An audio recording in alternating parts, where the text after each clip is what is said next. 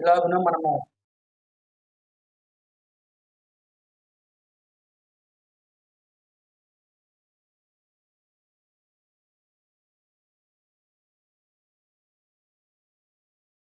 ఆయనకు ఉచితమైన కృపా కాపుదల భద్రతాన్ని మనము గుర్తిరగవలసినది. మహోన్నతుడు జీవాధిపతి ఆయన ఇచ్చినటువంటి గొప్ప ఆయుష్ను బట్టి అన్నాం. గతించినటువంటి దినంలో మనము గతించినటువంటి పునరుత్థాన దినమును మనము కొన్ని మాటలు నేర్చుకున్నాము. ఇక దినాన మరి కొన్ని మాటలు మీ మధ్య మనం పంచుకోవాలని ఆశపడుతున్నాను.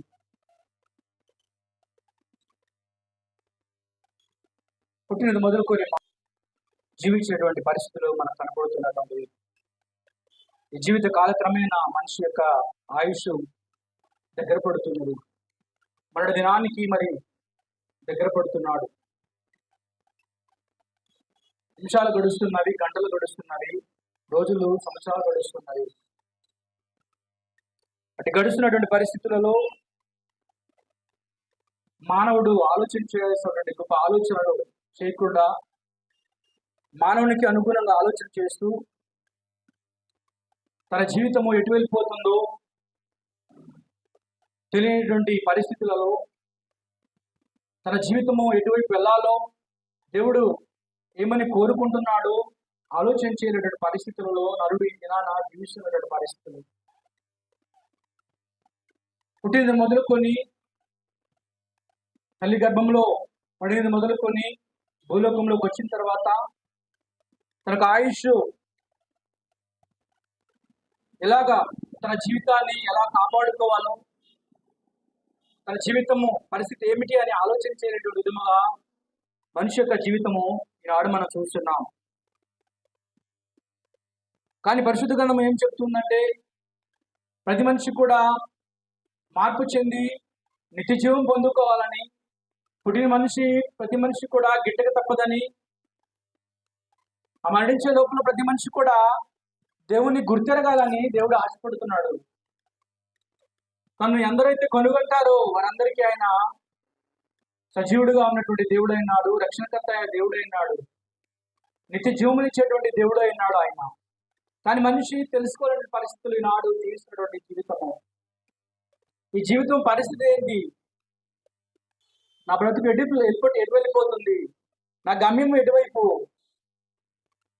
నేను చెప్పదలుచుకున్నటువంటి అంశం ఏంటంటే గడిపువు లాంటి జీవితము. ఈ జీవితము గడిపువు లాంటిది అని పరిశుద్ధంగా నేను చెప్తుంది, నేను చెప్పడం లేదు. ఈనాడు చూసినట్లయితే ఈ లోకంలో చూసినప్పుడు మరి దేవుడు గడ్డిపువ్వుతో పోల్చాడండి మానవ జీవితాన్ని. ఏంటండి? మానవ జీవితాన్ని గడ్డి పువ్వు లాంటిది అంటున్నాడు. గడ్డి పువ్వు లాంటి జీవితము. నేను చెప్పదలుచుకున్న అంశం ఏంటంటే ఈ జీవితము గడ్డి పువ్వు లాంటిది. ఏంటండి? ఎందుకు అలా వర్ణించాడు దేవాది దేవుడు మనిషి యొక్క జీవితాన్ని?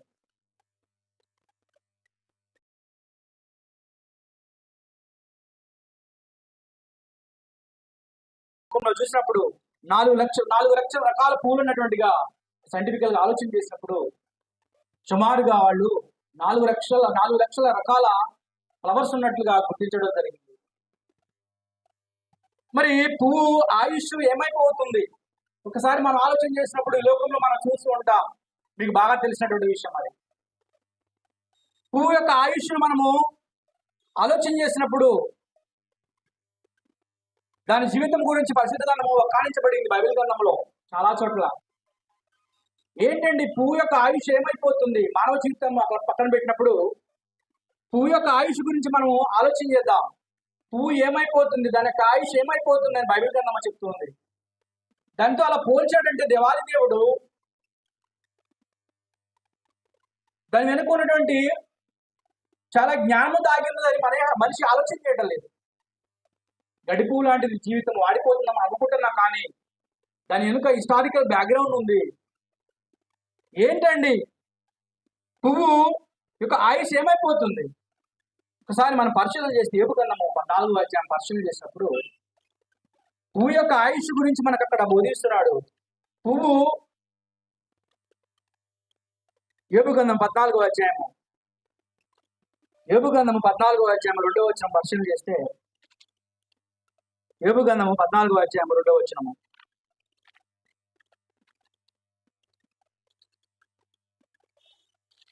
యోబు గ్రంథం 14వ అధ్యాయము, పువ్వు వికసించినట్లు వాడు పెరిగి వాడిపోవును. ఏంటండి? పువ్వు వికసించినట్లు వాడు పెరిగి వాడిపోవును, నీడ కనకబడపోవునట్లు వాడు నిలవక పారిపోవును. ఏమవుతుందంటండి? పువ్వు ఒక ఆయుష్ వాడిపోతుందంట. పువ్వు వికసించినట్లు వాడు పెరిగి వాడిపోవును. ఏమవుతుందంటండి? పువ్వు పరిస్థితి ఏమవుతుంది? వాడిపోతుంది. కొన్ని దినాలకు అది చిన్న మొక్క నుంచి ఒక మొగ్గు వచ్చిన తర్వాత అది వికసించి అందంగా కనిపించి అదేమవుతుందండి? వాడిపోతుంది. మనమైనా ఏం చేస్తుంటాం? లేడీస్ పెట్టుకున్న తర్వాత వాటి యొక్క ముందు మనం చూసినప్పుడు బాగున్న తర్వాత వాటిని పెట్టుకొని అవి వాడిపోయినాయి చెప్పి ఏం చేస్తామండి? పారేస్తాం కదా. పువ్వు వికసించినట్లు వాడు పెరిగి వాడిపోవును, నీడ కనబడిపోనట్లు వాడు నిలువుకు పారిపోవును. మానవ జీవితం గురించి అక్కడ వర్ణిస్తున్నటువంటి వర్ణన విధానం చూసినట్లయితే పువ్వు యొక్క ఆయుష్ ఏమైపోతుందట? వాడిపోవును. ఇంకా మనం పరిశీలన చేసినట్లయితే యెషయా గ్రంథము 5వ అధ్యాయం 24వ వచనం పరిశీలన చేసినప్పుడు, యెషయా గ్రంథము 5వ అధ్యాయం 24వ వచనం పరిశీలన చేసినప్పుడు, యెషయా గ్రంథం 5వ అధ్యాయం 24వ వచనం పరిశీలన చేసినప్పుడు,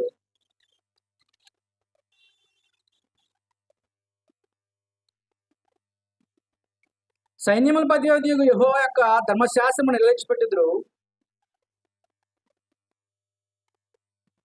అక్కడ మన కింద చూసినట్లయితే, కాబట్టి అగ్నిజ్వాల కొయ్య కాలను కాల్చివేయినట్లు ఎండిన గడ్డి మంటల్లో భస్మమగినట్లు వారి వేరు కుళ్ళిపోవును, వారి పువ్వు ధూళి వలె పైకి ఎగిరిపోవును. ఏంటండి? వారి పువ్వు ధూళి వలె పైకి ఎగిరిపోవును. పువ్వు ఎగిరిపోతున్నటువంటి పరిస్థితి. దాని ఆయుష్ను మనం పరిశీలన చేసినట్లయితే ధూళి వలె పైకి ఎగిరిపోతుంది. మానవుడి జీవితము అలాగ వర్ణించబడిందండి. ఎగిరిపోతుంది. ఎప్పుడు పోతుందో తెలియని పరిస్థితి. ఎలాట? పైకి ఎగిరిపోవాలి. పువ్వు యొక్క ఆయుష్ మనం పరిశీలన చేస్తున్నాం. అది కొన్ని దినాలకు అది ఎగిరిపోతుంది. ఎటు వెళ్ళిపోతుందో తెలియని పరిస్థితి. దానికి తోడుగా మానవుని యొక్క జీవితాన్ని పోల్చడం జరిగింది. ఇంకా మనం ఆలోచన చేసినట్లయితే కీర్తనల గ్రంథం 103వ అధ్యాయం, ఇందాక చదివిన లేఖన భాగం పరిశీలన చేసినప్పుడు 103వ అధ్యాయం మనం పరిశీలన చేసినప్పుడు దావీదు రాసిన కీర్తనలు 103వ అధ్యాయం 15వ వచనం పరిశీలన చేస్తే,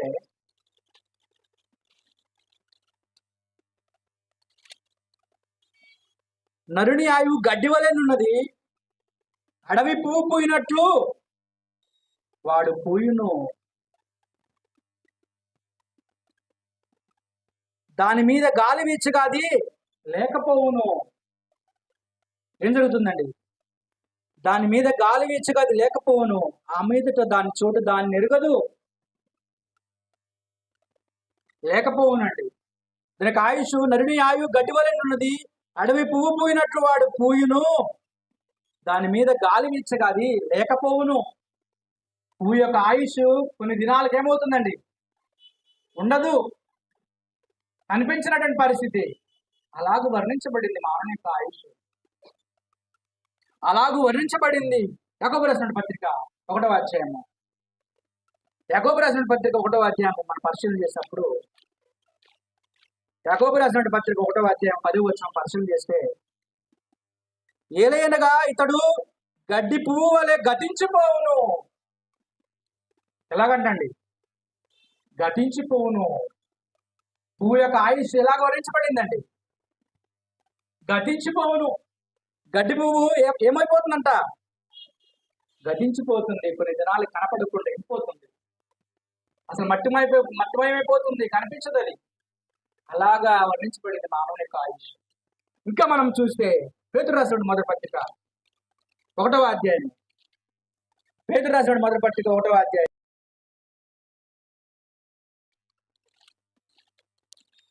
పేతురు రాసిన మొదటి పత్రిక 1వ అధ్యాయము 24వ వచనం పరిశీలన చేద్దాం. చదవండి ఒకసారి. 1వ అధ్యాయం 24వ వచనం పరిశీలన చేస్తే, సర్వ శరీరులు గడ్డిని పోలిన వారు, వారి అందమంతయు గడ్డి పువ్వు వలె ఉన్నది. గడ్డి ఎండును, దాని పువ్వును రాలును, అయితే ప్రభు వాక్యం ఎల్లప్పుడూ నిలుచును. ఎలా పోలి ఉన్నారటండి? రాలిపోతారట. గడ్డి పువ్వు వలె ఉన్నది, గడ్డి ఎండును, దాని పువ్వును రాలును. మానవుని యొక్క ఆయుష్, పువ్వు యొక్క ఆయుష్ ఏమైపోతుందండి? పువ్వు యొక్క ఆయుష్ మనం చూసినప్పుడు వాడిపోయింది. పువ్వు యొక్క ఆయుష్ను చూసినప్పుడు అది ఎగిరిపోయింది. దాన్ని చూసినప్పుడు లేకపోయింది, గతించిపోయింది, రాలిపోయింది. మానవుని యొక్క ఆయుష్ ఏ రీతిగా వర్ణించబడిందంటే, గడ్డి పువ్వు వలె. నీవు నేను ఎప్పుడు వాడిపోతామో తెలియదు, ఎప్పుడు గతించిపోతామో తెలియదు, ఎప్పుడు ఎగిరిపోతామో తెలియదు, ఎప్పుడు మరి మనం ఏ విధంగా జీవితం ముగిస్తుందో తెలియదు. గడ్డి పువ్వు లాంటి జీవితం కొరకు నీవు నేను ఏమి చేయదలుచుకున్నావు? ఏ విధంగా ఉంది మన ఆలోచన? ఏ విధంగా ఉంది మన ఆలోచన? గడ్డి పువ్వుకు మనుషులకు దగ్గర గల పోలికలు మనం ఆలోచన చేసినప్పుడు అది కనబడకుండా పోతుంది, వాడిపోతుంది, ఎగిరిపోతుంది. యెషయా గ్రంథం 40వ అధ్యాయము 6వ వచనం పరిశీలన చేసినప్పుడు, మహాదేవుడు మానవ జీవితాన్ని ఒక గడ్డి పువ్వుతో పోల్చి ఉన్నాడంటే మనుషులు ఈనాడు ఆలోచించేటువంటి పరిస్థితులు ఉన్నారు. యెషయా గ్రంథం 40వ అధ్యాయము 6వ వచనం పరిశీలన చేసినప్పుడు, 40వ అధ్యాయం 6వ వచనం పరిశీలన చేసినప్పుడు, ఆలకించుడి, ప్రకటించమని ఒకడు ఆజ్ఞ ఇచ్చుచున్నాడు. నేనేమి ప్రకటించునని మరి ఒకడు అడుగుచున్నాడు. సర్వ శరీరులు గడ్డిమయమై ఉన్నారు. యెషయా గ్రంథకర్త చెప్తున్న మాట అండి. సర్వ శరీరులు గడ్డి అయి ఉన్నారు, వారి అందమంతయు అడవి పువ్వులే ఉన్నది. వారి అందమంతయు చూడండి, సర్వ శరీరులు ఎలా ఉన్నారంట? గడ్డిని పోలి ఉన్నారంట. గడ్డి పువ్వుకు మనుషులకు గల దగ్గర పోలిక మనం చూస్తే, సర్వ శరీరులు గడ్డిని పోలి ఉన్నారు. గడ్డి అయి ఉన్నారు. గడ్డిని పోలి ఉంటాం కూడా కాదు. ఏమన్నాడు? సర్వ శరీరులు గడ్డి అయి ఉన్నారు, వారి అందమంతయు అడవి పువ్వు వలె ఉన్నది. ఇందాక పువ్వు ఆయుష్ చూసినప్పుడు మనకు అర్థమైంది. గడ్డి అయి ఉన్నారు, సర్వ శరీరులు గడ్డి అయి ఉన్నారు. ఇంకా మనం పరిశీలన చేసుకుంటూ పోతే కిందకి, యెహోవా తన శ్వాసము దాని మీద ఉంచగా గడ్డి ఎండును, పువ్వు వాడును. ఏంటంటండి? యెహోవా తన శ్వాసము దాని మీద ఊదగా గడ్డి ఎండును, పువ్వు వాడును. నిశ్చయముగా జనులు గడ్డి వంటి వారే. దేవాది దేవుడు ఎంత చక్కగా వర్ణిస్తున్నాడు చూడండి. గడ్డి ఎండిపోవును, దాని పువ్వు వాడిపోవును. మన దేవుని వాక్యము నిత్యము నిల్చును. చూడండి, నేను ఆ జీవితం ఎప్పుడు ముగిసిపోతుందో తెలియని పరిస్థితి. గడ్డి అయి ఉన్నటువంటి మన జీవితము, మన జీవితాన్ని మనం ఏ రీతిగా మలుచుకుంటున్నాం, ఎప్పుడు వాడిపోతుందో తెలియనట్టు పరిస్థితి. తన శ్వాసము దాని మీద గడ్డి మీద ఓదగా అట, గడ్డి ఏమవుతుందంట? ఎండును, పువ్వు వాడును. నిశ్చయముగా జనులు గడ్డి వంటి వారే. దేవాది దేవుడు నిన్ను నన్ను ఎప్పుడు పిలుచుకుంటాడో తెలియని పరిస్థితి. నిన్ను నన్ను ఎప్పుడు తీసుకొని వెళ్తాడో తెలియని పరిస్థితి. నా జీవితము ఏ రీతిగా ఉంది ఆలోచించేయాలని పరిస్థితి. ఆలోచించేయాలి. ఒక గడ్డి వలె నిన్ను నన్ను పోలుస్తున్నాడు. గడ్డి అయి ఉన్నారంటున్నాడు ఆయన. గడ్డితో పోలుస్తున్నాడు. నీకు మానవ జీవితానికి మరి ఎంత ఇంపార్టెన్స్ ఉందో చూడండి. ఇంకా మనం పరిశీలన చేసినట్టయితే యెషయా గ్రంథం 5వ అధ్యాయం 24వ వచనం పరిశీలన చేసినప్పుడు, 5వ అధ్యాయం 24వ వచనం పరిశీలన చేసినప్పుడు, సైన్యములకు అధిపతిగా యెహోవా యొక్క ధర్మశాస్త్రమును నిర్లక్ష్య పెట్టుదురు, ఇశ్రాయేలు యొక్క పరిశుద్ధ దేవుని వాక్కును తృణీకరించుదురు. కాబట్టి అగ్నిజ్వాల కొయ్యకాలును కాల్చివేయినట్లు, ఎండిన గడ్డి మంటలో భస్మమాగినట్లు వారి వేరు కుళ్ళిపోవును, వారి పువ్వు ధూళి వలె పైకి ఎగిరిపోవును. చూసారండి, కొయ్య కాలును కాల్చివేయినట్లు, ఎండిన గడ్డి మంటలో భస్మమగునట్లు వారి వేరు కుళ్ళిపోవును, వారి పువ్వు ధూళి వలె పైకి ఎగిరిపోవును. ఏ రీతిగా వెళ్ళిపోతుందో చూడండి మానవుని యొక్క ఆయుష్, ఏ రీతిగా వెళ్ళిపోతుందో చూడండి అండి. మానవుని యొక్క జీవితము త్వరగా ముగిస్తున్నటువంటి పరిస్థితులు మనకు కనిపిస్తున్నాయి. గడ్డి వల్ల ఎప్పుడు వాడిపోతామో తెలియని పరిస్థితులు. దేవుడు ఎప్పుడైతే నన్ను పిలుచుకుంటాడో తెలియని పరిస్థితి. ఈలోపు నువ్వు నేనేమి చేయాలి? ఈలోపు నువ్వు నేనేమి చేయాలి? గడ్డి పువ్వులోగా ధూళి వలె మనిషి జీవితము దేవుని యొక్క వాక్కు ప్రకారం నడవని వారు ఎగిరిపోయేటువంటి రోజులు, నిద్రపడుతున్న పరిస్థితులు.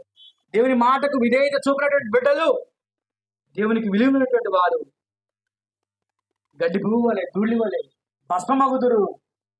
ఆయన యొక్క వాక్యానికి నీవు నేను ఎంతవరకు విలువ ఇస్తున్నాం, ఆయన మాటలకు నీవు నేను ఎంతవరకు కట్టుబడి నడుచుకుంటున్నాం అనేటువంటిది నీవు నేను ఆలోచించాల్సిన అవసరం ఉంది.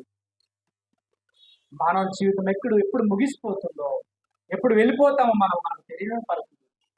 గడ్డిలాగా పోల్చినటువంటి జీవితము, ఈ గొప్ప జీవితాన్ని నీవు నేను భస్మము కాకుండా చూసుకున్నట్టు నీవు నేను ఏమి చేయాలని ఆలోచన చేస్తున్నాము. ఈ జీవితానికి విలువన్నదని నీవు నేను ఆలోచన చేస్తున్నామా?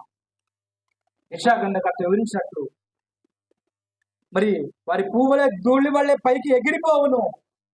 దావీదు రాసిన కీర్తన 103వ కీర్తన మనం పరిశీలన చేసినప్పుడు, ఇందాక చదివిన లేఖన భాగాన్ని పరిశీలన చేసినప్పుడు 103వ కీర్తన మనం పరిశీలన చేసినప్పుడు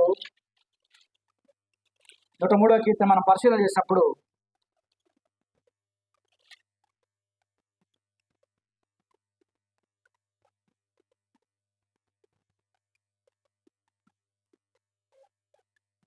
పద్నాలుగో వచనం నుంచి మనం పరిశీలన చేస్తే, మనము నిర్మింపబడిన రీతి ఆయనకి తెలిసే ఉన్నది. ఏంటంటండి, మనము నిర్మింపబడిన రీతి ఆయనకు తెలిసే ఉన్నది, మనము మంటివారమని ఆయన జ్ఞాపకము చేసుకొనిచున్నాడు. ఏంటంటండి, మనము మంటివారము. ఈ అందాన్ని చూసి మురిసిపోయేటువంటి పరిస్థితులు మనుషులను చూసినప్పుడు ఈ అందాన్ని చూసి పై యొక్క రూపాన్ని చూసుకొని మురిసిపోతుంటారండి. ఏంటంట, దేవుని దృష్టిలో మనము మంటివారమని, వట్టివారమని, ఎందుకు పనికిరాని వారమని ఈ యొక్క ఆయుష్నిచ్చాడండి దేవాది దేవుడు. ఏంటంట, దేవుడికి తెలుసట మనము నిర్మింపబడిన రీతి ఆయనకు తెలిసే ఉన్నది. నువ్వు నన్ను కలుగు చేసిన విధమును చూడగా నాకు భయమును వణుకును పుట్టుచున్నవి. దావీదు మహారాజు చెప్తున్నాడు.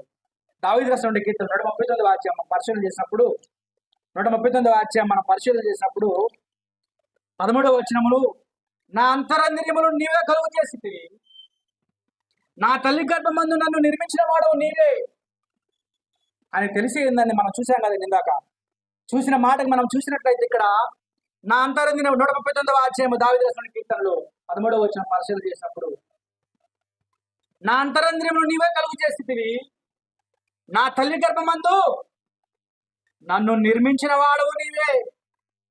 ఎవరు నిర్మిస్తారండి? ఆయన నిర్మించాడు. తల్లిదండ్రులుగా మనం సంతోషపడతాం కదా, భార్యాభర్తల కలయిక వల్ల కుమారులు కుమార్తెలు కలిగినప్పుడు.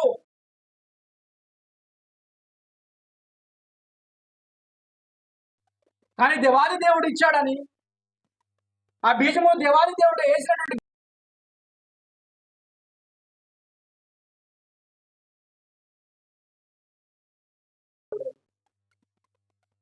నా తల్లి గర్భమందు నిర్మించిన వాడు నీవే, నీవు నన్ను కలుగు చేసిన విధము చూడగా భయమును ఆశ్చర్యము నాకు పుట్టుచున్నవి. ఏంటంటండి, ఈ యొక్క అందమైన శరీరాన్ని చూసి మురిచిపోయేటువంటి ప్రతి ఒక్కరు ఆలోచించేటువంటి విషయం ఏంటంటే, ఈ యొక్క దేహము దేవుడిదని, ఈ దేహము చేత నీవు నేను ఆయన ఆరాధించాలని, స్తుతించి మయంపరిచి గణపరచడానికి లోకంలోకి వచ్చామని మనం గమనించాలండి. ఈ యొక్క దేహము మట్టి అని ఆయన బోధిస్తున్నాడండి. మనల్ని ఏ విధంగా పోల్చారు? మనం మంటివారమని ఆయన జ్ఞాపకం చేసుకొచ్చున్నాడు. ఏంటంటండి, మనం మంటివారమని, వట్టివారమని, ఆ జీవం మనలో ఉండి మనం నడిపిస్తుందని, ఆ జీవం ఉంటేనే కానీ మనం మాట్లాడుతున్నామని, పని చేసుకుంటున్నామని, ఆ జీవం ఉంది కాబట్టి మన సమస్తం ఈ లోకంలో వాటిని సంపాదించుకుంటున్నామని, ప్రతిదీ అనుభవిస్తున్నామని మనిషి గమనించట్లేదు. ఆ దేవాది దేవుని మర్చిపోతున్నాడు.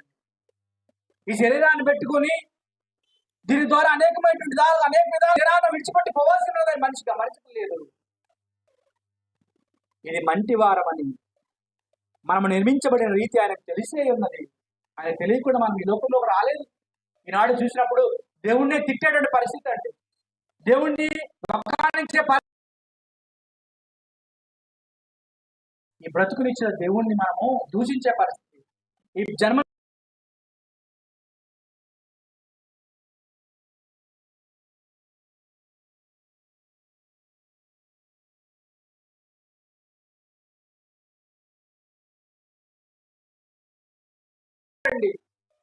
ఒకనొక దినాన్ని మన మట్టిలోకి వెళ్ళిపోవాలి.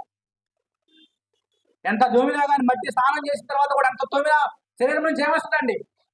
మట్టి వస్తూనే ఉంటుంది. ఫ్రెష్గా ఎంత కాస్ట్లీ తర్వాత తోమితే ఏమొస్తుందండి? మట్టి వస్తూనే ఉంటుంది. ఇది మట్టి శరీరం, ఇది మట్టితో చేయబడింది, మట్టిలో కలిసిపోవాలి ఒక దినాన. ఈ యొక్క చర్మ సౌందర్యాన్ని చూసుకొని మనము భ్రమపడిపోతున్నామేమో, ఆశపడిపోతున్నామేమో. అది వ్యర్థమండి. అది ఎవరి దేవుడు తెలుసుకోవడానికి క్షణము ఆసన్నమైనదని నువ్వు గమనించుకోవాలి. దీన్ని చూసి మనం మర్చిపోకూడదు. మనం మట్టివారమని మర్చిపోకూడదు. మన బ్రతుకు దినమంతా మనం వాడిపోయే వారమని, వికసించిపోయే వారమని, ఈ యొక్క జీవితము లేకుండా గతించిపోతుందని, ఏ దినాలు రాలిపోతుందో తెలియదని తెలుసుకొని నీవు నేను బ్రతకాలండి. ఆ బ్రతుకుచ్చిన దేవుని నేను మర్చిపోకూడదు. ఆ దేవాది దేవుని నిత్యము నేను స్మరణ చేసుకోవాలి. బ్రతికిచ్చిన దేవుని మర్చిపెట్టి నీ ఇష్టానుసారం ఇష్టానుసారం బ్రతకడానికి రైట్స్ లేవు. మనము మట్టివారం అని ఆయన తెలిసి ఉన్నది. ఆయన తెలిసి ఉన్నది కనుక నాకు ఈ జీవితాన్ని ఇచ్చాడు.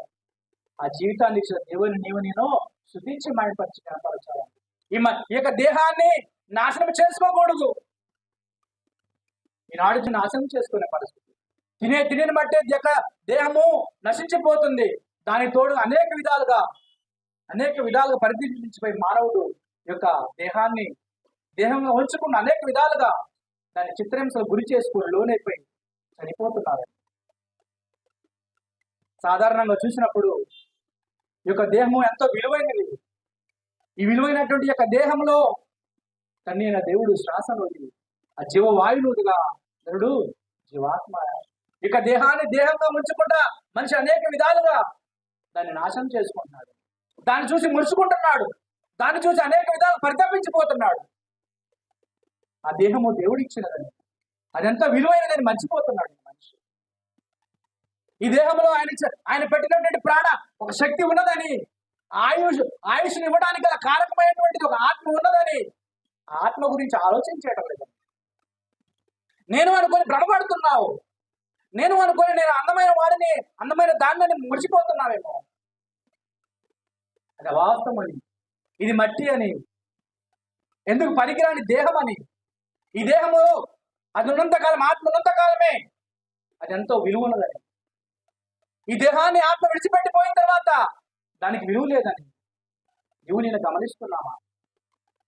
మరి ఎంతకాలం బతుకున్నప్పుడు ముడిచిపోతుంటామని ఈ శరీరాన్ని చూసి. కుటుంబీకులే చనిపోయిన తర్వాత ఒకరోజు శవ ముందు కూర్చొని అడవమని చెప్పండి, రెండవ రోజు లేదండి, వాసన వస్తుంటుంది. దానికి కుళ్ళు పట్టినట్టు వాసన, కంపు కొట్టిన పరిస్థితులలో కుటుంబీకుల దగ్గర కూర్చోని పరిస్థితి. అయినా కానీ ఆ యొక్క దేహాన్ని అంత దూరం పంపించి తిరిగి వచ్చే పరిస్థితి. ఆ దేహం మట్టిలో కలిసిపోయేటువంటిదని నువ్వు నేను గుర్తించాలి. విలువైనటువంటి ఒకటి ఉన్నదని, అది ఆత్మచేత యొక్క దేహం నడిపించబడుతున్నదని ఎప్పుడైనా గమనించావా? దీనికి ఎంతో విలువనిచ్చాడు ఆ దేవుడు. ఆ విలువనిచ్చేటువంటి యొక్క దేహానికి నువ్వు ఆ విలువైనటువంటి దేహంతో నువ్వు దేవుని గణపరుస్తున్నామా, మయంపరుస్తున్నామా, శుద్ధిస్తున్నామా, ఏ రీతిగా ఉంటున్నామా? ఈ దేహాన్ని చూసి మనం మర్చిపోతున్నామేమో. కాదు, నేను అంటే ఈ దేహము కాదు, నేను అంటే ఆత్మని, నేను అంటే దేవుడు ఇచ్చినటువంటి శ్వాసాన్ని నేను గమనిస్తున్నామా? ఎంతవరకు భ్రమలో ఉంటున్నామా? ఆలోచించే విషయము. ఈ యొక్క జీవితము ఆయన తెలిసినది. నువ్వు నేను నిర్మించినటువంటి విధానం ఆయన తెలిసినది. దావీదు మహాభక్తుడు ఆయన తెలుసు కనుకనే మహా గొప్ప మాట అంటున్నాడు, నా అంతరంగంలో నీవే నన్ను కలుగ చేసితివి, నా తల్లి గర్భమందు నన్ను నిర్మించిన వాడవు నీవే. నీవు నన్ను కలుగు చేసిన విధమును చూడగా నాకు భయమును ఆశ్చర్యమును నాకు పుట్టుచున్నవండి. మీకు ఎప్పుడైనా భయము ఆశ్చర్యం కలిగిందా? ఈ యొక్క దేహాన్ని చూసి ఆయనకైతే భయం కలిగిందంట దావీదు మహారాజు. ఒక రాజ్యాన్ని, ఇశ్రాయేలు రాజ్యాన్ని స్థాపిస్తున్నటువంటి మహారాజు గొప్పవాడు. ఆయనకి భయం పుట్టిందంటే రాజుకు భయం పుట్టడం ఏంటండి? నన్ను కలుగు చేసిన విధము చూడగా నాకు భయం పుట్టిందని మహారాజు దావీదు గారు అంటున్నారండి. అంతటి మహాభక్తుడు. రాజు చెప్తేనే లేదు. నీవు నేను ఎప్పుడైనా ఆలోచన చేశామా? ఈ యొక్క దేహాన్ని చూసి భయపడ్డామా? మనం ఎప్పుడైనా ఆశ్చర్యానికి గురయ్యామా మనము? లేకపోతే ఈ యొక్క శరీరాన్ని చూసుకొని మురిసిపోతున్నామా? ఎందుకు భయపడ్డాడండి దావీదు మహారాజు? అందును బట్టి నేను నీకు కృతజ్ఞతాస్తుతులు చెల్లించున్నాను. నీ కార్యములు ఆశ్చర్యకరములు, ఆ సంగతి నాకు బాగుగా తెలిసి ఉన్నది. దావీదు గారు ఏమంటాడండి? నాకు బాగుగా తెలిసి ఉన్నది. నీవు నేను తెలుసుకున్నామా? ఈ దేహానికి విలువ ఉన్నదని, ఈ దేహము విలువ బట్టి కొనబడినదని నీవు నేను ఎప్పుడైనా గమనించుకున్నామా? ఈ దేహంలో ఆత్మ ఉన్నంత కాలమే విలువ ఉంటుందండి మనిషికి. ఓ మనిషి, నీకు విలువ ఉన్నదంటే ఈ దేహంలో ఆత్మ ఉన్నంత కాలమే. ఇది విడిచిపెట్టిపోయిన తర్వాత అది మట్టిలో కలిసిపోవాల్సినటువంటి, వాసన వచ్చి కుళ్ళిపోవాల్సిన పరిస్థితి. మట్టివారం మనం. ఈ జీవితము మట్టిది. నరుని ఆయువు గడ్డి వలెనున్నది. అడవి పువ్వు పూయినట్లు వాడు పూయిను, దాని మీద గాలి వేచగా అది లేకపోవును. ఆ మీద దాని చోటు దాన్ని నరగదండి. చూసారా? మానవ జీవితం మనం కొంతకాలం చనిపోయిన తర్వాత కుటుంబీకులు, బంధుమిత్రులు కొంతకాలం ఏడ్చి మెదలకుండా ఉంటారు. అవునా కాదు? కొన్ని సంవత్సరాలు జరుపుకుంటారు, 2వ సంవత్సరం జరుపుతారు, 3వ సంవత్సరం జరుపుతారు. కొన్ని సంవత్సరాల తర్వాత ఏమవుతుంది? కనుమరుగైపోతారు. మనం చనిపోయిన తర్వాత వాళ్ళు, మన తాతలు ముత్తాతలు మనం చనిపోయారు మనకు తెలుసు, కానీ మనము జస్ట్ ఇలా ఉన్నారు, చనిపోయారు మన తాత వాళ్ళు గుర్తెరుగుతున్నామా? మన పరిస్థితి మనం ఎప్పుడు ఎలా ఉంటామో తెలియచ్చు.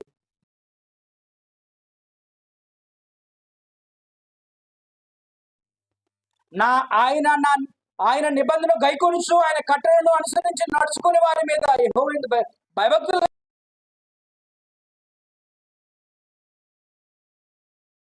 పిల్లపిల్లల తరములు నిల్చును. ఆయన ఎందుకు భయభక్తులు కలిగి నీవు నేను గడ్డి పువ్వు వలె వాడిపోకముందే ఆయన ఎందుకు భయభక్తులు కలిగి ఆయన నీతిని అనుసరించి, ఆయన కట్టడలను ఆజ్ఞలను అనుసరించి నడుచుకున్నట్టే మానవ కోటికి ఏ విజయ ప్రసంగికంగా చెబుతున్నారు. నీవు నేను ఆయన భక్తులు కలిగి వాడిపోకముందే నీవు నేనేం చేయాలట? ఆయన గుర్తెరగా రాలిపోకముందే, ఎగిరిపోకముందే నువ్వు నేనేం చేయాలండి? ఆయన గుర్తెరగాలి. ఆయన నీతిని అనుసరించి, ఆయన కట్టడలను అనుసరించి మనము నడుచుకోవాలి. ఈ జీవితం అశాశ్వతమైన జీవితం.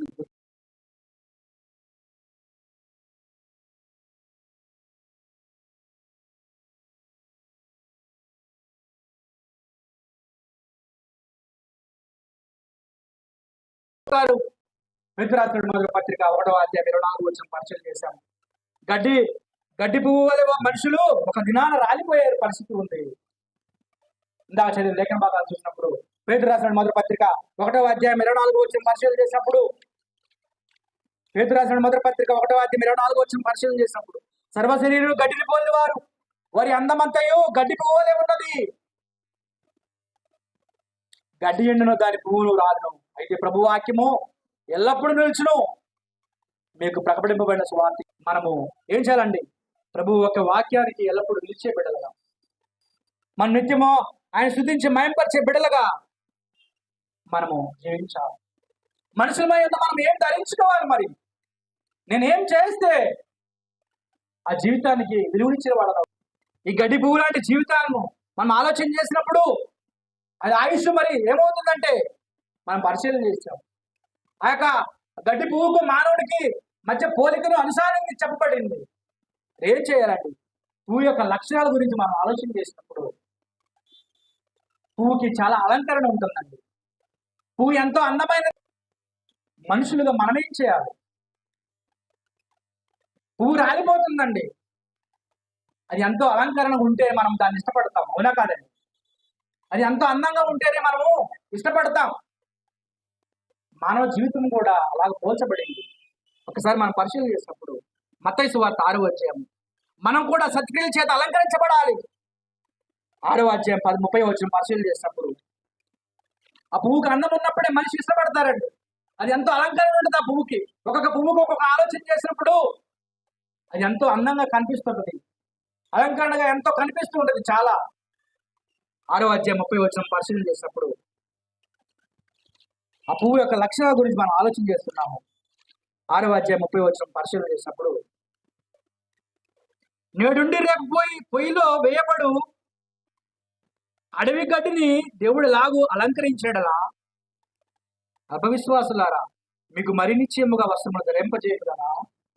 దేవుడు ఆ పువ్వుకి అంత అందాన్ని ఇస్తున్నాడు, అంత అలంకరణ దయచేస్తున్నాడు. ఆయన అక్కడ ఏమన్నాడు చూడండి, నేడుండి రేపు పొయ్యిలో వేయబడు అడవి గడ్డిని దేవుడు లాగు అలంకరిస్తున్నాడు. గమనించండి నరులారా, ఆ పువ్వుకి అలంకరణ ఎవరిస్తున్నారండి? నేను ధరించుకుంటున్నామంటే అనేక చోట్ల ఈనాడు చూసినప్పుడు, ఈరోజు మనం వెళ్ళినప్పుడు పెళ్లి మండపాలలో పువ్వులు కనిపిస్తాయి అంటారండి, అనేక రకాల పువ్వులు కనిపిస్తూ ఉంటాయి, అవునా కాదా? అలంకరణ ఎలా వచ్చిందండి? ఆ పువ్వుకి అంత అన్నాన్ని ఇచ్చాడు దేవుడు. ఆ యొక్క అలంకరణ మనిషికి చూపిస్తున్న పరిస్థితులు ఏమన్నాడు చూడండి అక్కడ, నేడుండి రేపు పొయ్యిలో వేయబడు అడవి గడ్డిని దేవుడు లాగు అలంకరించడలా, అల్పవిశ్వాసులారా అల్పవిశ్వాసులారా ఏమన్నాడండి, మీకు మరి నిశ్చయముగా వస్త్రములు ధరింపజేయను కదా. కాబట్టి ఏమి తిందమో, ఏమి త్రాగుదమో, ఏమి ధరించుకుందామో అని చింతించకూడి. అన్యజనులు వీటన్నిటి విషయాన్ని మీకు కావాలని మీ పరలోకపు తండ్రికి తెలియను.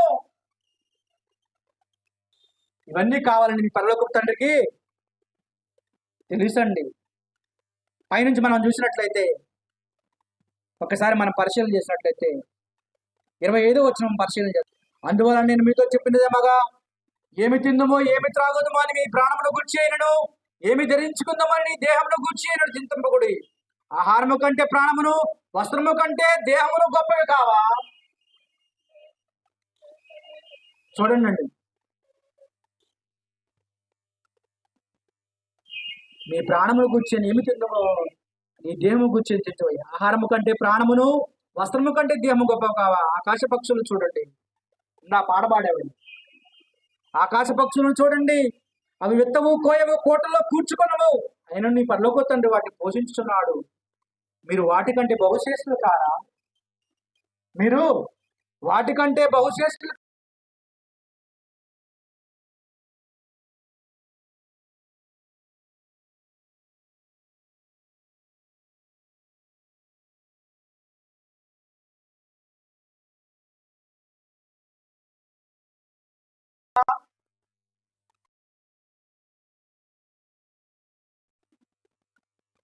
మీలో నెవడు చింతించడం వలన వాడు తన ఎత్తు మూరట ఎక్కువ చేసుకునగలను. వస్త్రములను గూర్చి మీరు చింతపనేలా, అడవి పువ్వులు ఎలాగో ఎదుగుచున్నవో ఆలోచించుడి. అడవి పువ్వులు ఎలా ఎదుగుతున్నవో ఆలోచించుడి.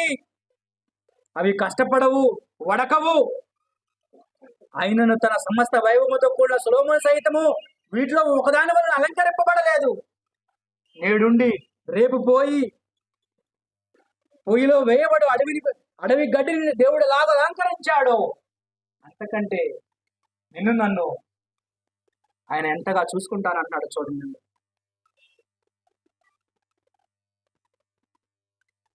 ఇవన్నీ మీకు కావాలని మీకు పరలోక తండ్రికి తెలుస్తుంది, అయినా కానీ మనం చింతిస్తున్నాం.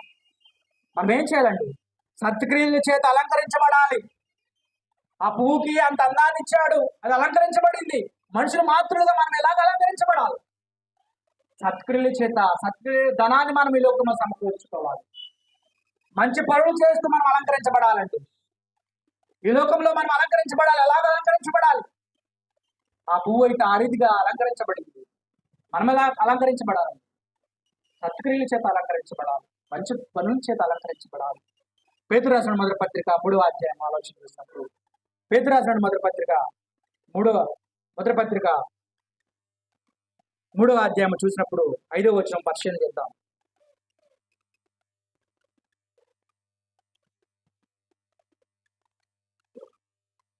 అటువలే పూర్వము దేవుని ఆశ్రయించిన పరిశుద్ధ స్త్రీలను తమ స్వపురుషులకు లోబడి ఉండి చేత తమ్ముడు తాము అలంకరించుకునేది. స్వపురుషులకు లోబడి వాళ్ళు అలంకరించుకున్నారండి. ఆనాడు మన పరిశుద్ధ స్త్రీలను అలంకరించుకున్నారు. పరిశుద్ధ స్త్రీలను తమ స్వపురుషులకు లోబడి ఉండి చేత ఏంటండి, పురుషులకు లోబడి నీవు అలంకరించుకోవాలి. సత్క్రియలు అనే ధనము చేత మనం అలంకరించబడాలి. 5వ అధ్యాయం మనం పరిశీలన చేసినప్పుడు, అదే పేతురు రాసిన మొదటి పత్రిక 5వ అధ్యాయం 5వ వచనం పరిశీలన చేసినప్పుడు ఒకసారి చూద్దాం. చిన్నలారా మీరు పెద్దకు లోబడి ఉండు, మీరందరూ ఎదుటి వాని యెడల దీన మనస్సు అను వస్త్రము ధరించుకొని మిమ్మల్ని మీరు అలంకరించుకునుడి. అలాగ అలంకరించుకోవాలంటండి. దీన మనస్సు కలిగి ఎదుటి వారి పట్ల, ఎదుటి వాని యెడల దీన మనస్సు అని వస్త్రము ధరించుకొని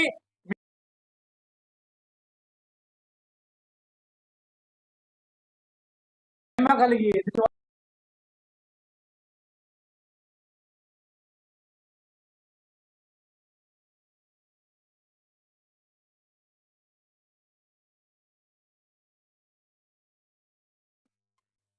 దీన మనస్సు కలిగి ఎదుటివారి మనం ఆచరించుకోవాలి. స్త్రీలైతే పురుషులకు లోబడి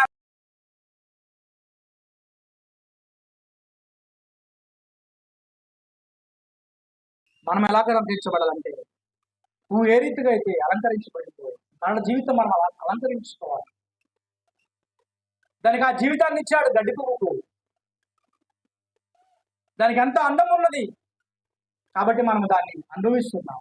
మన జీవితంలో మనం ఎలాగ అలంకరించబడాలి, దాని అలంకరణ ఎంతో విలువైనది కాబట్టి మన కంటికి ఆకర్షణీయత ఉంటుంది. దాన్ని మనం ఎంతగానో అలంకరించుకుంటాం, ఇళ్లలో అలంకరించుకుంటాం, మండపాలలో అలంకరిస్తున్న పరిస్థితి, అనేక చోట్ల అనేక విధాలుగా వాళ్ళు ఉపయోగించుకునే పరిస్థితి. అది వాడిపోయిన తర్వాత తీసి పారేస్తున్నాం. అవునా కాదండి? మన జీవితం కూడా అంతే. మనం కూడా ఈ లోకంలోకి వచ్చిన్నా మనం ఎలాగ అలంకరించబడాలి, స్వపురుషులకు లోబడి మనం అలంకరించుకోవాలి. దీని మనసు కలిగి ఎదుటి వారి పట్ల మనము అలంకరించుకోవాలి. ప్రేమ కలిగి, ఒకరికొకరు ప్రేమ కలిగి, సహోదర ప్రేమ కలిగి, ఆత్మఫలాలు కలిగి మనము జీవించాలి. అలాగ మనం అలంకరించుకునే బిడ్డలుగా ఉన్నాం. ఆ పువ్వును చూసినప్పుడు ఎదుగుదల ఉండదండి. ఆ పువ్వుకి మొదట చిన్న మొక్కగా వచ్చి అది ఎదుగుతూ ఉన్నదండి. మనం కూడా ఈ లోకానికి వచ్చాం. ఈ లోకానికి వచ్చిన మన జీవితము ఎలాగుండాలట ఒకసారి మనం పరిశీలన చేసినప్పుడు, మత్తయి సువార్త 6వ అధ్యాయం 28వ వచనం పరిశీలన చేసినప్పుడు,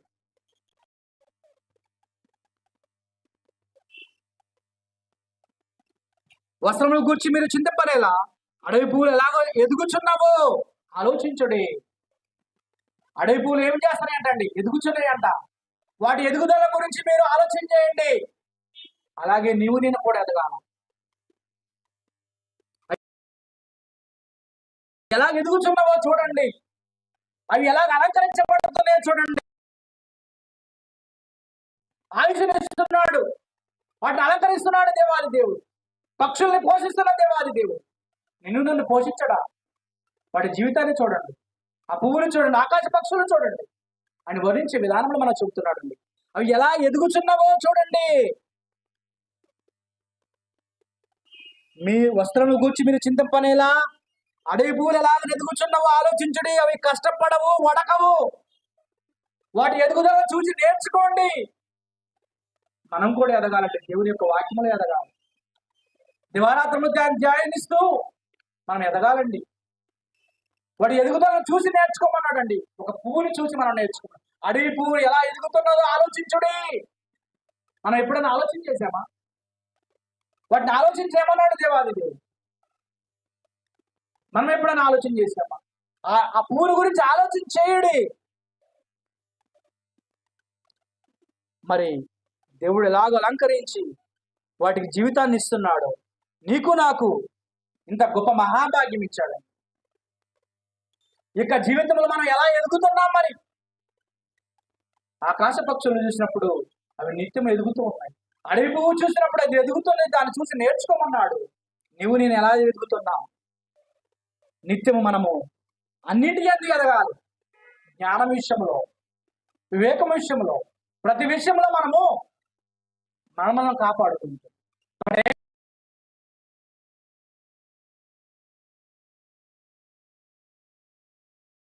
విశ్వాసము కలిగి చింతింపకుండా ఆ యొక్క మరి అధ్యాయం చూసినప్పుడు మనిషి చింత గురించి మనకు అక్కడ వర్ణిస్తున్న పరిస్థితి.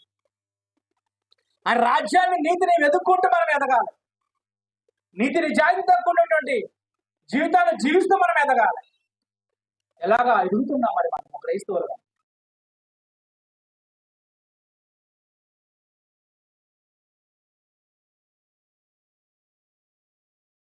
మనం ఇష్టపడే అంతగా ఆ పువ్వు అలంకరించబడుతుందండి, అవునా కాదండి? మన జీవితం మరి దేవుడు ఇష్టపడేటువంటి జీవితముగా మనం అలంకరించబడాలి. మనల్ని దేవుడు ఇష్టపడాలి.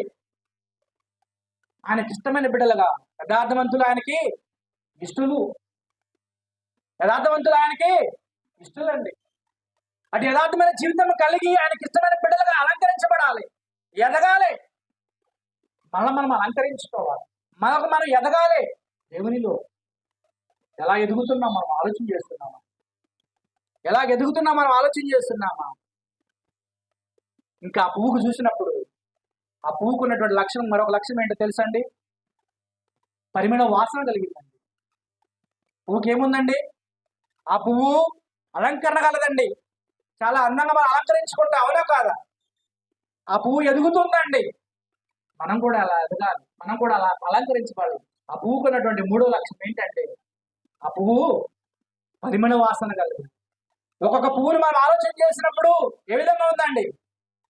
అనేక విధాలుగా అనేక పువ్వు, ఒక్కొక్క రకమైన పువ్వు ఒక్కొక్క వాసన వెదజల్లుతుందండి. వాటిని అనుభవిస్తున్నాం. ఆ పువ్వు వల్ల మనం కూడా పరిమళించాలంటాడు. ఆ పువ్వు వల్ల మనం కూడా ఏం చేయాలట? మనము కూడా పరిమళించాలి. ఎఫెసీయులకు రాసిన పత్రిక 5వ అధ్యాయం, ఎఫెసీయులకు రాసిన పత్రిక 5వ అధ్యాయం 2వ వచనం పరిశీలన చేసినప్పుడు, ఎఫెసీయులకు రాసిన పత్రిక 5వ అధ్యాయం 2వ వచనం పరిశీలన చేసినప్పుడు,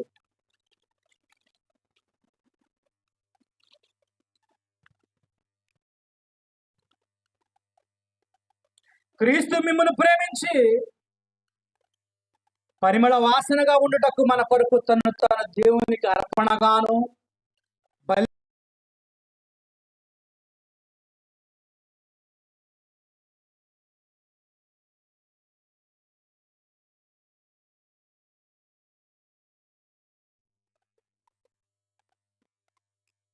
అర్థమైందండి. కావున మీరు ప్రియులైన పిల్లవలే దేవుని పోలి నడుచుకోండి.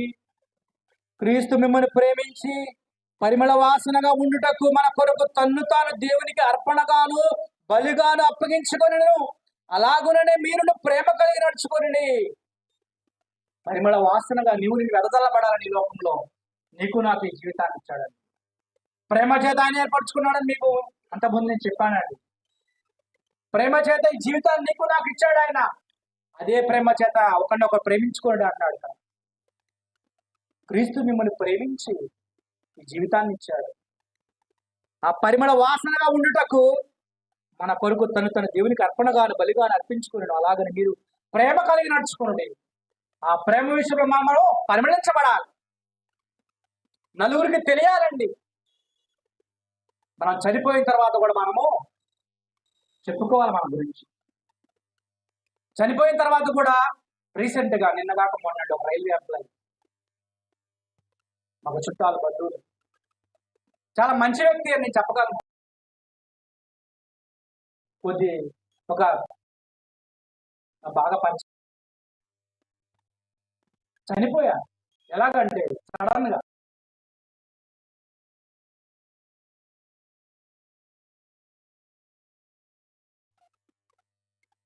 తిరుగుతుంది. ఇంట్లోంచి బయటకు వెళ్ళారు. అనుకోని విధంగా ఆటలో పెయిన్ వచ్చింది. ఎవరు గ్రహించలేదు, చెప్పలేదు. హాస్పిటల్లో తీసుకుంటారు. అప్పటికే చనిపోయారు. చనిపోయారు. ఆయన గురించి ఏం చెప్పుకుంటున్నారంటే,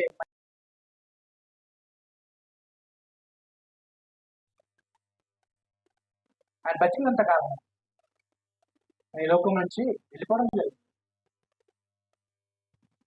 మన జీవితం కూడా ఎప్పుడు ముగుస్తుంది? ఈ దినాన్ని మనం వెళ్ళిపోతాం, మనకు తెలియదు. మనము పరిమళించబడాలి. వాసన, పువ్వుకి ఎలా వాసన వస్తుంది? ఒక్కొక్క పువ్వు ఒక విధంగా వర్ణించబడుతుంది. ఒక పువ్వు వాసన చూసినప్పుడు మనము ఇది బాగలేదు, అది బాగుందని మనం ఇష్టపడుతుంటాం కదా. మానవ జీవితం కూడా పరిమళించబడాలి, వెదజల్లాలి. ప్రేమలో మనము అంటే వాసన రావడం అంటే మామూలు వాసన రావడం కాదండి. మన జీవితము అలాగా కనిపించబడాలి, ప్రేమ కనపరచాలి. అందుకే ఏమంటున్నాడు? క్రీస్తు మమ్మల్ని ప్రేమించిన విధంగా పరిమళ వాసనగా ఉండుటకు మన కొరకు తను దేవునికి అర్పణగాను బలిగాను అర్పించుకొని మనం పరిమళ వాసన చెందాలని పరిమళించబ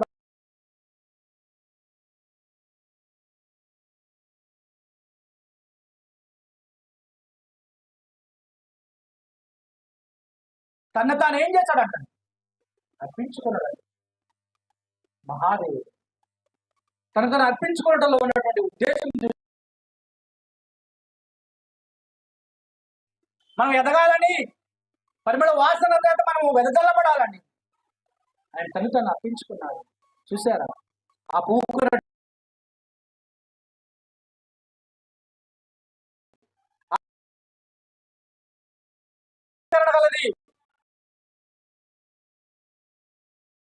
ఎదుగుతున్నదంటే మనం కూడా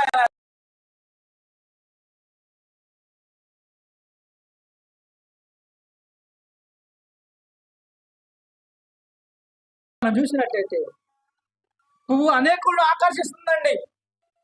ఆ పువ్వు ఇంకేం చేస్తుందంట? చెప్పుకుంటూ మన జీవితం కొనసాగిస్తున్నాడు. జీవితంలో మనం ఆకర్షించబడుతున్నామా?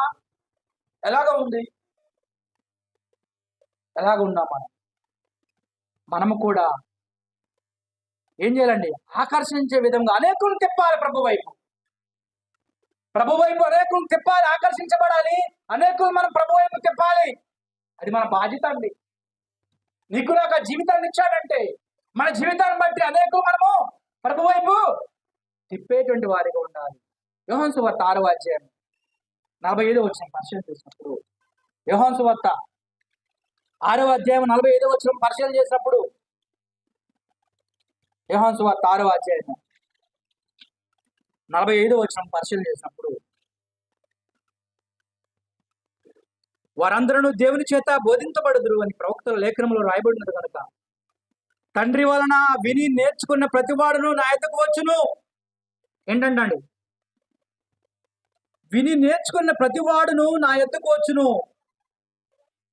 దేవుని యొద్ద నుండి వచ్చిన వాడు తప్ప మరి ఎవడను తండ్రిని చూచి ఉండలేదు. మనం పరిశీలన చేసినట్లయితే పైన విశ్వసించేవాడు నిత్య జీవము గలవాడు, జీవాహారము నేనే. తండ్రి వలన విని నేర్చుకు ఏం చేస్తాడట? నా యొద్దకు నేర్చుకోవాలి, అనేకులను ఆకర్షించబడాలి.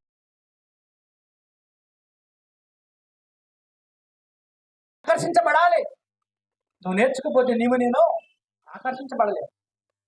ఏదో వచ్చి విని కూర్చొని పోయే వారికి ఉంటున్నావేమో కాదు. విని వచ్చి నేర్చుకునే పోయే వంటి వారికి ఉండకూడదు. మన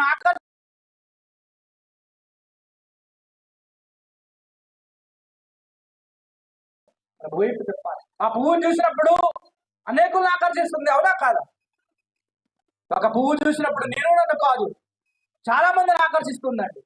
ఆ వాసన చాలా మందిని ఆకర్షిస్తుంది. నేను ఆ జీవితము ఎంతవరకు ఆకర్షించబడుతుంది? మనము కూడా ప్రభు వైపు ఆకర్షించబడాలి. ప్రభు వైపు అనేకులను ఆకర్షించే విధంగా చేయాలి. అది మన బాధ్యత.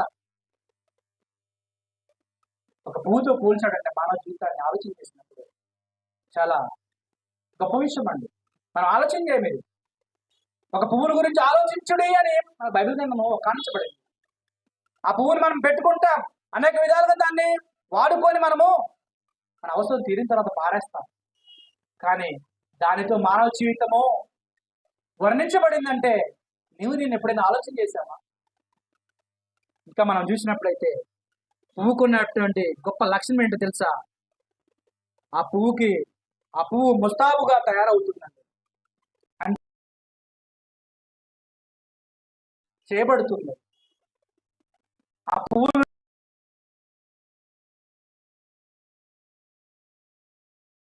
ముస్తాబుగా తయారు చేస్తారంటారు కదండి, అవునా?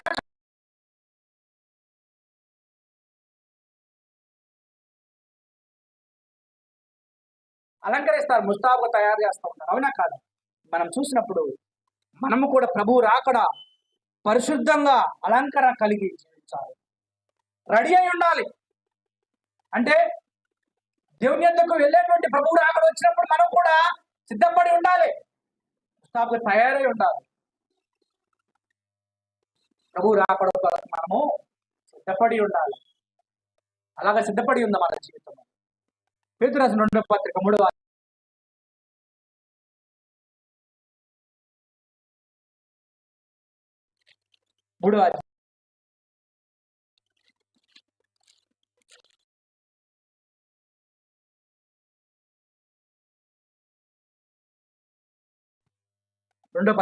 అధ్యాయం 2వ వచనము.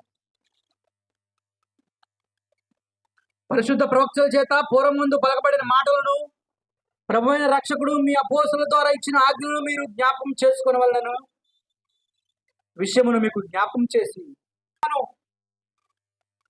ఏంటంటండి, ప్రభు రాకడ కొరకు నీవు నేను అలంకరణ కలిగి ముస్తాబై సిద్ధపడి ఉన్నాను.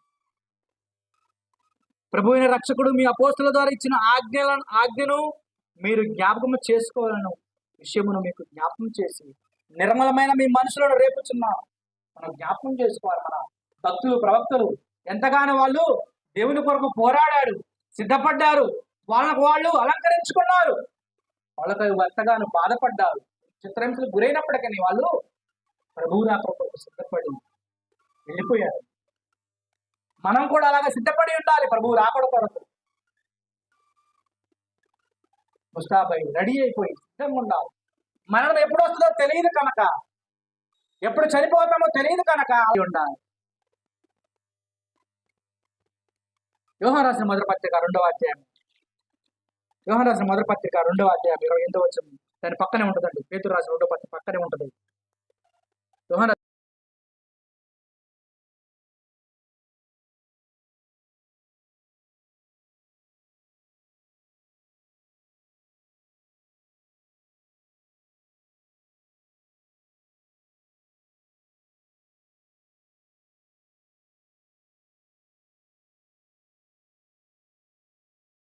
ఆయన రాకడ యందు మనము ఆయన ఎదుట సిగ్గుపడక ధైర్యము కలిగి ఉన్నాడు. మీరు ఆయన యందు నిలిచి ఉండుడి.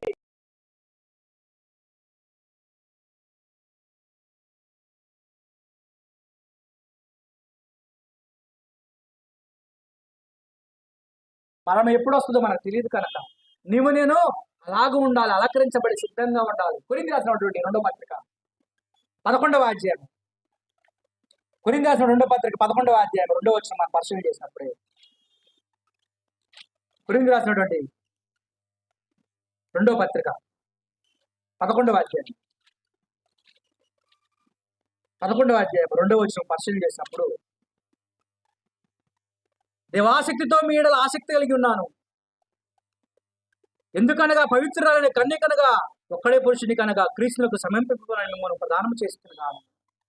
క్రీస్తులకు మనం సమర్పించబడాలి. క్రీస్తులకు మనం ఏం చేయాలండి? సమర్పించుకోవాలి.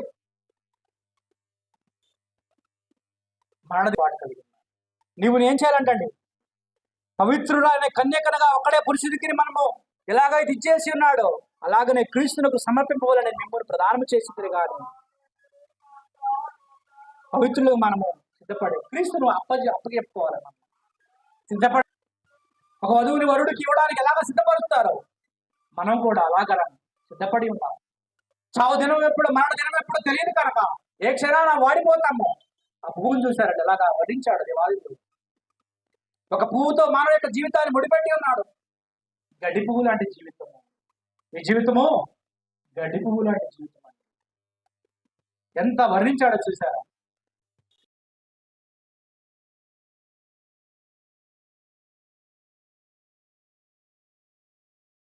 అని చెప్పారండి. వాడిపోతుంది పువ్వు ఆయుష్. ఆ పువ్వు ఆయుష్ని చూసినప్పుడు ఎగిరిపోతుంది ఆయుష్, గతించిపోతుంది ఆ పువ్వు ఏమైపోతుందండి?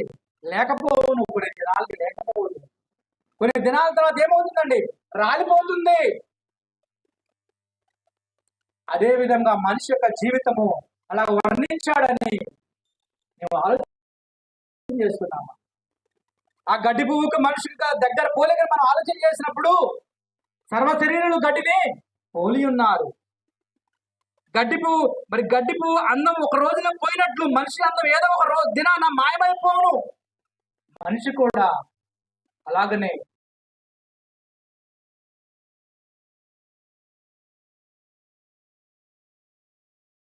మరి ధూళి వల్లే మనిషి జీవితం కూడా ఎగిరిపోను. నరుని ఆయుష్ మరి గడ్డి పువ్వు వల్లే ఉన్నది. గడ్డి వల్లే మనుషులు ఒక దినాన రాలిపోతారు.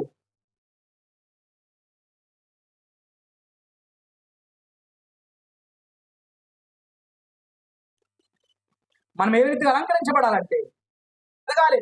జ్ఞాన విషయంలో, వివేకం విషయంలో ఎదగాలి. ఆ పువ్వుకి ఏముందండి? పరిమళ వాసన ఉన్నదండి. మనం కూడా అలాగా పరిమళించబడాలి. క్రీస్తు యొక్క ప్రేమ చేత, ప్రేమలో మనం పరిమళ వాసన చెందబడాలి. అనేక ఖైదన్నది మనం జీవించాలి.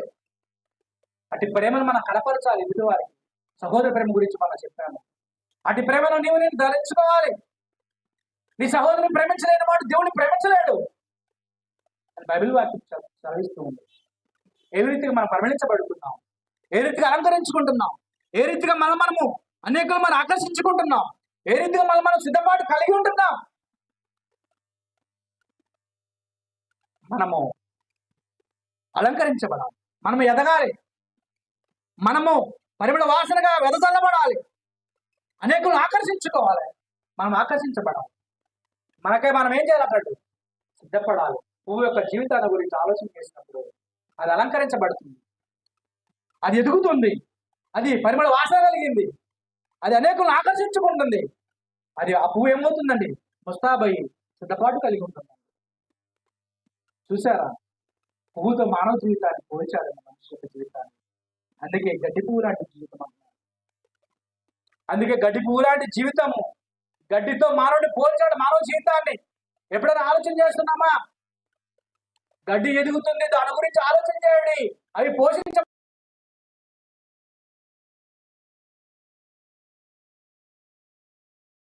అని ఆలోచన చేస్తున్నామా? ఏ రీతిగా ఉన్నాం మనం? మన జీవితం ఏ రీతిగా ఉంది? ఎటువైపు వెళ్ళిపోతుంది? సిద్ధపాటు కలిగి ఉండాలి. మన దినం ఎప్పుడో తెలియదు. ఓ మనిషి, నీ భవిష్యత్తు గురించి నీవు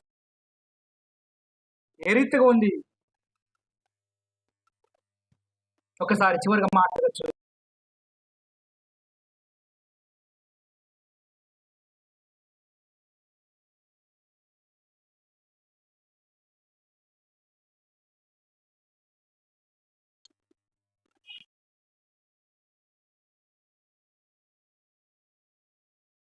అతిశయపడకము.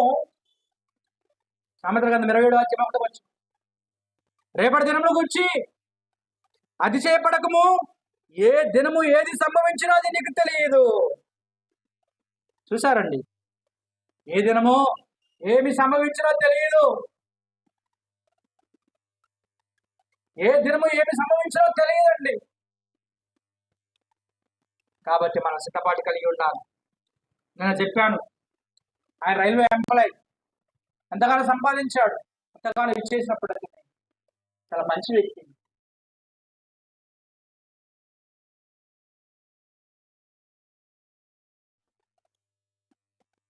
సడన్ గా వచ్చినటువంటి పరిస్థితి,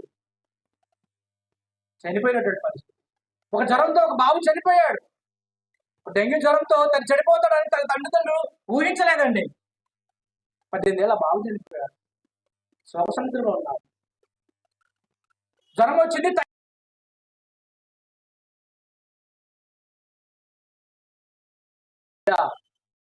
ఇప్పుడు ముగిస్తుందో శరీర పరిస్థితి. ఇంటిలో నుంచి బయటకు వచ్చిన తర్వాత మళ్ళీ ఇంటికి వస్తామో లేదో తెలియని పరిస్థితి. అట్టి కృపా దేవుడు నీకు నాకు ఇచ్చాడంటే ఎంత ధన్యులు మనం, ఎంత విలువనిస్తున్నాం ఈ దేహానికి, ఎంత విలువనిచ్చి బ్రతుకుతున్నామో, ఎంత విలువనిచ్చి ఆయన మహింపరుస్తున్నాం, ఎంత విలువనిచ్చి ఆయన గణపరుస్తున్నాం, ఆలోచన చేస్తున్నామా? నిర్లక్ష్యం కలిగి ఉన్నామేమో. ఆ నిర్లక్ష్య ధోరణి నుంచి మనం బయటకు వచ్చి ఆయన స్తుతించి మహింపరిచి గణపరిచి సిద్ధపాటు కలిగి ఉండాలి. ఎప్పుడు పిలుచుకుంటాడు ఆయన మనలో తెలియదండి. ఈ జీవితం శాశ్వతము కాదు. మనం నిన్నటి వారమే, ఈ దినం మనము కాదు. ఈ దినం ఇచ్చాడంటే దేవుడు ఆయన కృపావరం. అది అటు భాగ్యం ఇచ్చిన దేవుడిని నీవు నేను మర్చిపోకున్నట్లు. భూమి మీద ఏమి కీడు జరిగినో నీ వెనక నీకు తెలియదు, ఏమి సంభవిస్తుందో నీకు నాకు తెలియని పరిస్థితి. మత్తయి సువార్త 6వ అధ్యాయం చివరిగా ముగించుకుందాం. మత్తయి సువార్త 6వ అధ్యాయం 34వ వచనం పరిశీలన చేసుకొని ముగించుకుందాం. మత్తయి సువార్త 6వ అధ్యాయం 34వ వచనం పరిశీలన చేసినప్పుడు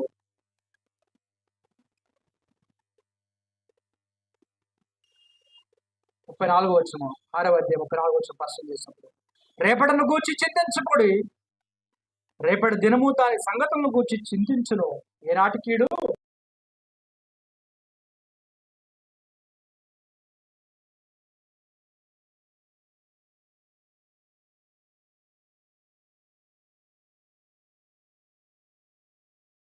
ఏంటి మన పరిస్థితి?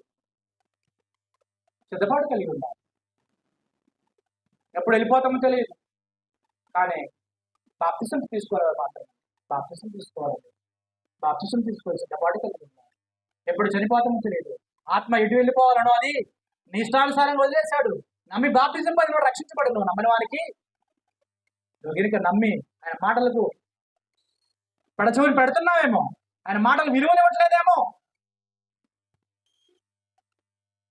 ఆయన మాటలు విలువ ఇవ్వకుండా నువ్వు చనిపోయావా, అది నువ్వు నాకు ఆజ్ఞలోకి పోయే పరిస్థితి. నిత్య జీవాన్ని పొందుకోవడానికి నీవు అర్హతలు కావు. మమ్మీ బాప్తిసం పొందాలి, సిద్ధపాటు కలిగి ఉండాలి. ఆ పువ్వుని చూసి మనము నేర్చుకోవాల్సిన పరిస్థితి. అలాగున మనం జీవిస్తూ మన జీవితాన్ని మలుచుకుంటూ అలా క్రీస్తులో జీవించాలని, ప్రేమ చేత క్రీస్తు మనము పరిమళించబడాలని, అలంకరించబడాలని, సిద్ధపాటు కలిగి ఉండాలని తెలియజేస్తూ ఇద్దరిని హెచ్చరిస్తూ ఇది అవకాశం ఇచ్చినటువంటి దేవాలయానికి కొద్ది రాస్తులు తెలియపరుస్తూ మీ అందరికీ